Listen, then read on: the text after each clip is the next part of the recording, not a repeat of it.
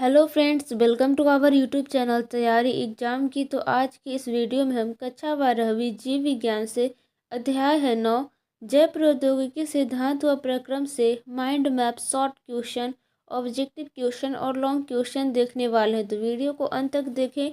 Channel पे नए हैं तो चैनल को सब्सक्राइब करके बेल आइकन को प्रेस कर दें ताकि हमारे और भी आने वाले वीडियो का नोटिफिकेशन सबसे पहले आप सभी तक पहुँच सके। तो चलिए स्टार्ट करते हैं।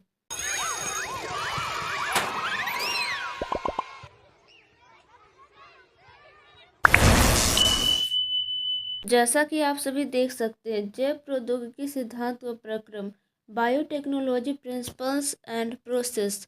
तो यहाँ पे देखिए क्वेश्चन एनालिसिस दिया गया है ईयर वाइज, जो कि प्रीवियस 10 ईयर में पूछे गए प्रश्न है, जो कि आप सभी के लिए इम्पोर्टेंट है। तो वीडियो को अंत तक देखें। तो यहाँ पे देखिए जैव प्रौद्योगिकी सिद्धांत व प्रक्रम से रिलेटेड बहुत सारी चीज़ें दिए गए हैं, जो कि आपको माइंड में रखना है। अगर आप लोग इसे माइंड में रखेंगे तो आपका एग्जाम अच्छा जाएगा।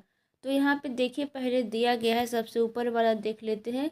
उस तकनीकों का वर्णन मिलता है जिसमें जीवधारियों या उनसे प्राप्त एंजाइमों का उपयोग मनुष्य के लिए उपयोगी उत्पाद या प्रक्रमों का विकास किया जाता है।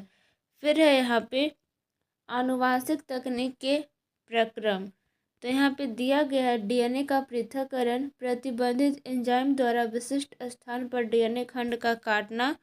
फिर है पीसीआर द्वारा जीन का प्रवर्धन। फिर है पोषक कोशिकाओं में डीएनए का प्रवेश, पुनर्योगज का चयन, जैव रिएक्टर द्वारा बाह्य जीन की प्राप्ति। तो इतना हो गया। अब इधर साइड में देखिए आनुवांशिक तकनीक के सिद्धांत। पहला में है स्मॉल आर डीएनए, फिर है जीन क्लोनिंग, फिर है जीन स्थानांतरण। फिर दिया गया है यहाँ पे जैव प्रौद्योगिकी के साधन। तो कौन कौन से साधन हैं? तो क्लोनिंग वेक्टर, सक्षम पोषक और प्रतिबंधित एंजाइम। जो प्रतिबंधित एंजाइम है वो एक्सोन्यूक्लियेज और एंडोन्यूक्लियेज दो है। फिर है क्लोनिंग वेक्टर में आते हैं तो ओरी, सिलेक्टिव मार्क्स। फिर है क्लोनिंग स्थान, उदाहरण में हो जाएगा एग्रोबैक्टीरियम ट्यूमिफेसियंस। ठीक है, तो इस तरह से कुछ बातें दिए गए हैं। फिर यहाँ पे दिया गया है जैव प्रौद्योगिकी के सिद्धांत, प्रिंसिपल्स ऑफ बायोटेक्नोलॉजी। कुछ इम्पॉर्टेंट पॉइंट्स दिए गए हैं जो कि आपको याद रखनी है। तो यहाँ पे है जैव प्रौद्योगिकी यानी कि बायोटेक्नोलॉजी वैसी प्रक्रिया जिसमें औद्योगिक प्रक्रमों, सजीवों अथवा उनसे प्राप्त पदार्थों का उपयोग किया जाता है। फिर है आनुवांशिकी अभियांत्रिकी, जेनेटिक इंजीनियरिंग, वह प्रौद्योगिकी जिसके द्वारा किसी भी जीव से डीएनए या जीन निकालकर किसी अन्य जीव के जान के साथ युग्मित किया जा सके। फिर है प्रतिबंधित एंजाइम यानी कि रेस्ट्रिक्शन एंजाइम, इसे मॉलिक्यूलर सीजर भी कहते हैं। ऐसे एंजाइम डीएनए को छोटे छोटे टुकड़े में काट देता है, उदाहरण ECOR फर्स्ट, BEMH1 इत्यादि। फिर है यहाँ पे क्लोनिंग वेक्टर, ऐसा वाहक जिसके माध्यम से कटे हुए डीएनए को स्थानांतरित किया जाता है, जैसे प्लाज्मिड, बैक्टीरियोफेज आदि। फिर है यहाँ पे पैलिंड्रोम्स, वैसे वर्णों का समूह जिन्हें आगे तथा पीछे दोनों तरफ से पढ़ने पर एक ही शब्द बनता है, पैलिंड्रोम्स कहलाता है। जैसे एग्जाम्पल में है मलयालम, शुरू से पढ़े तो भी मलयालम और इधर से पढ़े तो भी मलयालम। ठीक है। फिर है यहाँ पे tank DNA polymerase enzyme. Okay. फिर देखिए इसे थर्मस इक्वेटिकस नामक जीवाणु से निकाला जाता है तथा यह डीएनए टेम्पलेट के रूप में काम में लेकर न्यूक्लियोटाइड्स का उपयोग करते हुए प्राइमर्स को विस्तृत कर देता है। फिर यहाँ पे वस्तुनिष्ठ प्रश्न, ऑब्जेक्टिव क्वेश्चन। पहला में है पुनर्योगज डीएनए टीके क्या है? तो इसका उत्तर हो जाएगा, 4 ऑप्शन दिए गए हैं, 2020 के फाइनल बोर्ड एग्जाम में पूछे गए प्रश्न हैं। तो ऑप्शन डी हो जाएगा इसका करेक्ट आंसर, यानी कि एक्सोजेनिक प्रोटीन। ठीक है। अब देखिए लघु उत्तरीय प्रश्न आते हैं कुछ। जैव प्रौद्योगिकी की परिभाषा लिखे, 2014 के फाइनल बोर्ड एग्जाम में पूछे गए प्रश्न है। जैव प्रौद्योगिकी में उन तकनीकों का वर्णन मिलता है जिसमें जीवधारियों या उनसे प्राप्त एंजाइमों का उपयोग करते हुए मनुष्य के लिए उपयोगी उत्पाद या प्रक्रमों का विकास किया जा सके। यह जैव रसायन, सूक्ष्म जीव विज्ञान तथा यांत्रिकी अभियंत्रण तकनीक का समेकित उपयोग है। अब देखिए प्रश्न संख्या 2 की तरफ चलते हैं। लघु उत्तरीय प्रश्न में यहाँ पे है, एग्रोबैक्टीरियम ट्यूमेफेसियंस एक प्राकृतिक संवाहक है, कैसे? तो ये भी 2014 के फाइनल बोर्ड एग्जाम में पूछे गए प्रश्न है। तो इसका उत्तर आप सभी इस तरह से देंगे। यह मृदा में रहने वाली रोगजनक जीवाणु है। विभिन्न द्विबीजपत्री पौधों के लिए यह डीएनए के खंड को स्थानांतरण करने में सक्षम है, अतः इसे टीडीएनए कहते हैं, जिसे आर्तव यानी कि ट्यूमर हो जाता है, जिसे क्रोन गर्ल्स कहते हैं। अब देखिए प्रश्न संख्या 3 है। लघु उत्तरीय प्रश्न में प्रतिबंधन एंजाइम क्या है? किन्हीं दो के नाम लिखें। और ये भी 2022 के फाइनल बोर्ड एग्जाम में पूछे गए प्रश्न है। तो इसका उत्तर हो जाएगा रिस्ट्रिक्शन एंडोन्यूक्लिएज वैसा एंजाइम है जो डीएनए खंड के खास हिस्से को काटता है। इस एंजाइम को सूक्ष्मजीव से प्राप्त किया जाता है। इसका नामकरण भी खास सूक्ष्मजीव के नाम पर किया जाता है, जैसे ECOR फर्स्ट से इकोलाई से प्राप्त किया जाता है। इस एंजाइम का उपयोग डीएनए पुनर्योगस तकनीक में किया जाता है। इसके दो उदाहरण हैं, हिंड थर्ड तथा ECOR फर्स्ट का है। अब देखिए यहाँ पे दिया गया है पुनर्योगस डीएनए तकनीक के साधन। कुछ इम्पोर्टेंट पॉइंट्स दिए गए जो कि आप सभी के लिए महत्वपूर्ण है। तो यहाँ पे है जीव प्रतिकारक यानी कि बायोरिएक्टर्स एक ऐसा युक्ति या तंत्र है जिसमें बायोरिएक्टर में जीवित कोशिकाओं या एंजाइम द्वारा विभिन्न पदार्थों का जैव रासायनिक रूपांतरण किया जाता है। फिर है एगारोज जेल यानी कि इलेक्ट्रोफोरेसिस। इस तकनीक द्वारा डीएनए को प्रतिबंध एंजाइम द्वारा पृथक्करण तथा विलगन किया जाता है। फिर है यहाँ पे पॉलीमरेज श्रृंखला अभिक्रिया PCR। इस अभिक्रिया द्वारा डीएनए पॉलीमरेज एंजाइम का उपयोग करते हुए पात्र यानी कि इन विट्रो विधि द्वारा उपयोगी जीन के कई प्रतिकृतियों का संश्लेषण होता है। इसमें दो समुच्चय यानी कि सेट्स व डीएनए पॉलीमरेज एंजाइम का उपयोग किया जाता है। फिर है अनुप्रवाह संसाधन। बाजार में उतारने से पहले उत्पाद तैयार करने के पहले की सभी क्रियाओं का अंतिम पूर्ण उत्पादों को अनुप्रवाह संसाधन कहते हैं। यह प्रत्येक उत्पाद के लिए भिन्न भिन्न होता है। अब वस्तुनिष्ठ प्रश्न ऑब्जेक्टिव टाइप क्वेश्चन है। प्रश्न संख्या 1 है, ECOR फर्स्ट एंजाइम का स्रोत है। 2015-2021 के फाइनल बोर्ड एग्जाम में पूछे गए प्रश्न है। तो इसका उत्तर हो जाएगा ऑप्शन बी यानी कि इकोलाई। अब प्रश्न संख्या 2 है, एगारोज किससे प्राप्त होता है? 2015 और 2021 के फाइनल बोर्ड एग्जाम में पूछे गए प्रश्न है। तो ऑप्शन बी हो जाएगा यानी कि समुद्री घास। प्रश्न संख्या 3 है, रेस्ट्रिक्शन एंजाइम है। 2012 और 2021 के फाइनल बोर्ड एग्जाम में पूछे गए प्रश्न है। तो ऑप्शन बी हो जाएगा एंडोन्यूक्लिएज।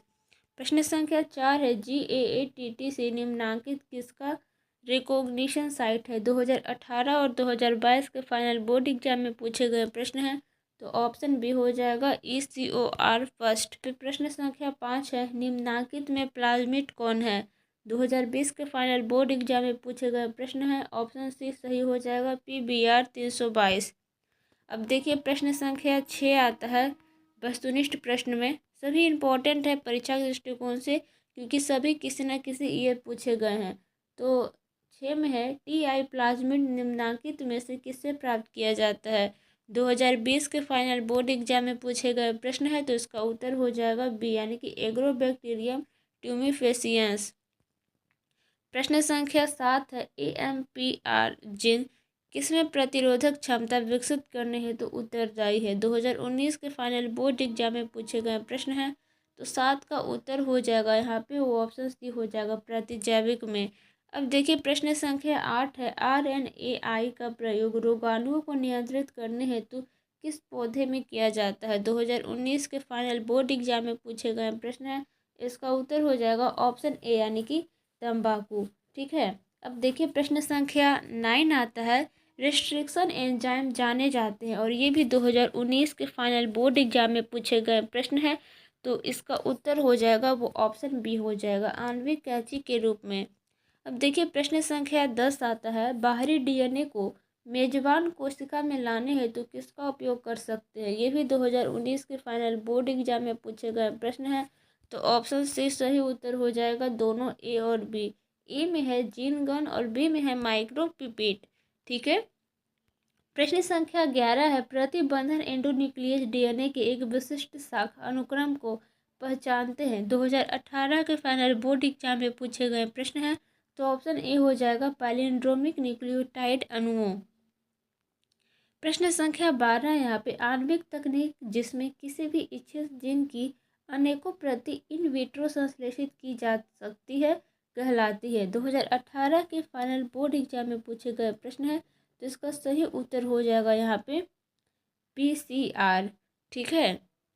अब देखिए प्रश्न संख्या 13 है, निम्नलिखित में से कौन सा एंजाइम बैक्टीरियल कोशिका भित्ति को तोड़कर डीएनए तथा अन्य जैव अणु विमुक्त करता है? 2018 के फाइनल बोर्ड एग्जाम में पूछे गए प्रश्न है।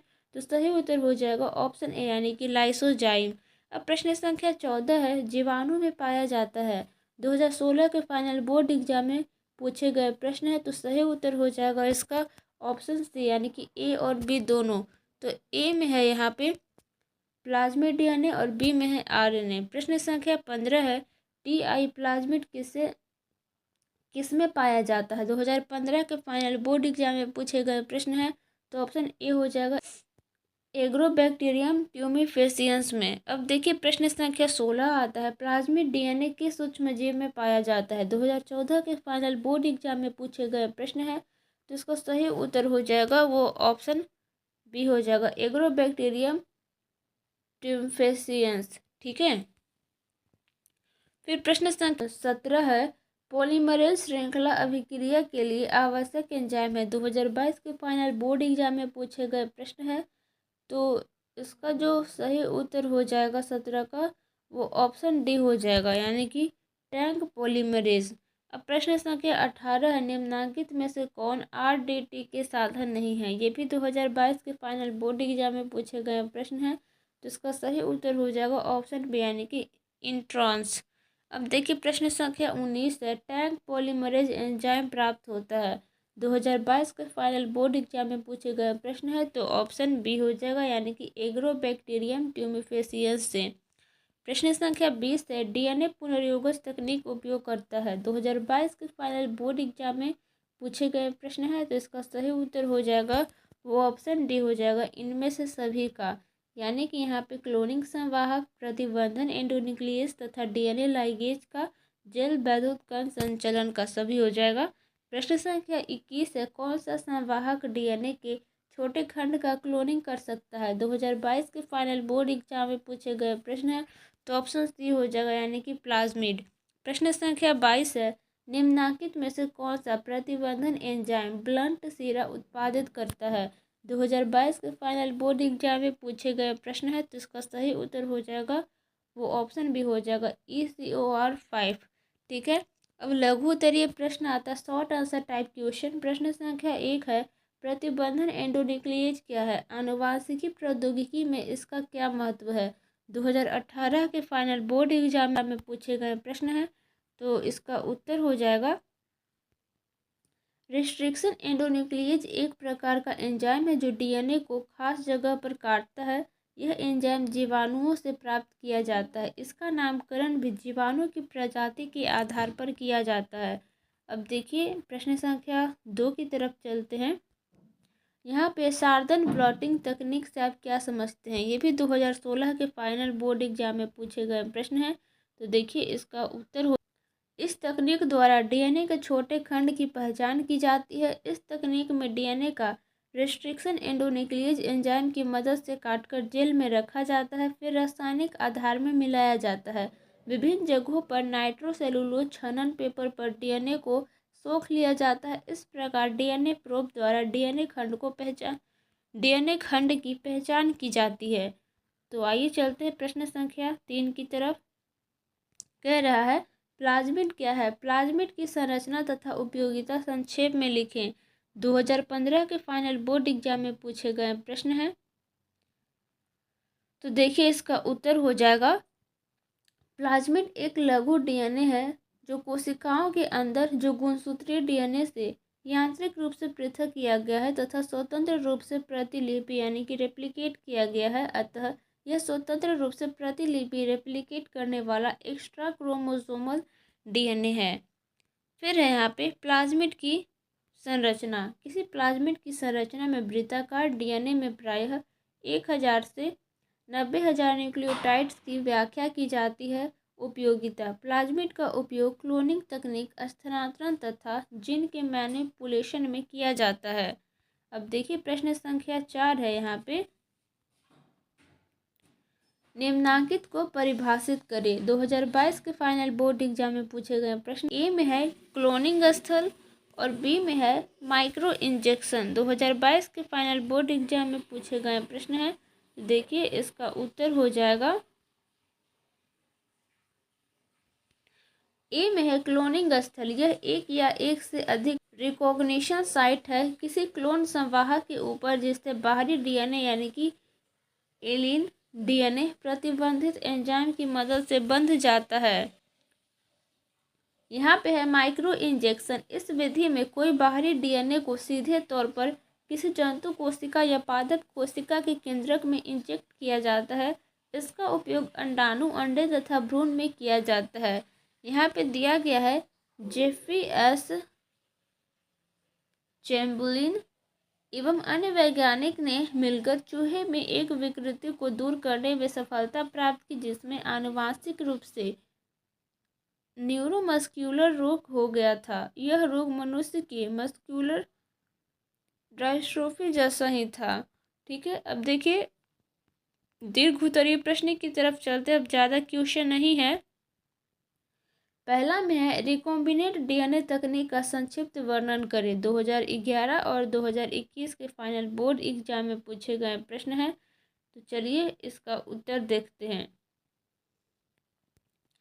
पहला में है पुनर्योगज डीएनए तकनीक के प्रमुख उपयोग निम्नलिखित हैं। पहला में है औषधि में उपयोग। इस तकनीक द्वारा नए तथा सुरक्षित औषधि का उत्पादन किया जाता है जिसे पुनर्योगज औषधि भी कहते हैं। ये ड्रग प्रतिरोधी प्रतिक्रिया को बढ़ावा नहीं देते। ऐसे में करीब 30 ड्रग्स को मानव में उपयोग के लिए स्वीकृति दी गई है। इसमें से भारत में 12 ड्रग्स का विपणन भी किया गया है। इस ड्रग का उपयोग टीका निर्माण में भी किया जाता है। दूसरा में है कृषि में उपयोग। इसमें बाहरी जीन को प्रवेश कराकर रोगरोधी उन्नत पादप तथा जंतुओं की किस्में तैयार की जाती है। फिर है तीसरा में उद्योग में उपयोग। विभिन्न खाद्य पदार्थ सहित डायरी उत्पाद तथा यहाँ पे अल्कोहलीय पेय पदार्थ का उत्पादन किया जाता है। फिर है यहाँ पे रेस्ट्रिक्शन एंजाइम या रेस्ट्रिक्शन एंडोन्यूक्लिएज। एक एंजाइम है जो डीएनए अणु को खंडित करता है। किसी खास रिकॉग्निशन साइट पर इस एंजाइम का उपयोग बारंबार डीएनए रूपांतरण हेतु प्रयोगशाला में किया जाता है। अतः यह महत्वपूर्ण तकनीक है आणविक क्लोनिंग के लिए। अब यहाँ पे दिया गया है पुनर्योगज डीएनए तकनीक के प्रक्रम, process of recombinant DNA technology. कुछ इंपॉर्टेंट पॉइंट्स दिए गए हैं। प्रवर्धन, इसमें जीन डीएनए की बहुत सी प्रतिकृति लाभ के उद्देश्य से प्रयोगशाला में संश्लेषित की जाती है।